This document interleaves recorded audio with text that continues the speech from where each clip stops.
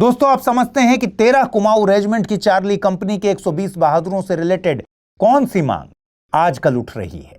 रेजांगला की लड़ाई में 120 बहादुर सैनिकों में शामिल थे अहीर समुदाय के सैनिक।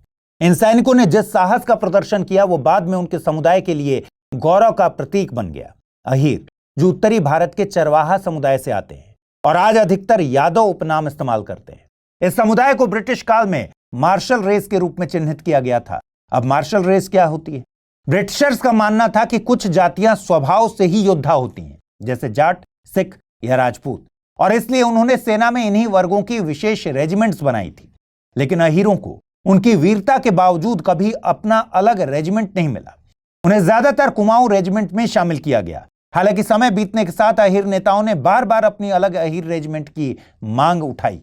उनका कहना था कि जिस तरह सिख, जाट, राजपूत या गोरखा रेजिमेंट्स को उनकी वीरता के सम्मान में मान्यता मिली, वैसे ही अहीरों को भी मिलनी चाहिए।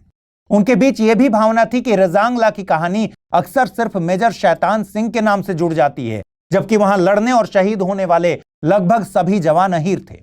हालांकि आजादी के बाद भारत सरकार ने यह नीति बना ली कि अब किसी जाति, धर्म या समुदाय के आधार पर नई रेजिमेंट नहीं बनाई जाएगी। 2023 में रक्षा राज्य मंत्री ने संसद में साफ कहा कि अहीर रेजिमेंट बनाने का कोई प्रस्ताव विचाराधीन नहीं है। स्वतंत्रता के बाद से सरकार की नीति रही है कि सेना में भर्ती सभी नागरिकों के लिए समान रूप से खुली है, चाहे वे किसी भी जाति, धर्म या क्षेत्र से हों। इसका मकसद था कि भारतीय सेना की पहचान राष्ट्रीय रहे, न कि जातीय या क्षत्रिय।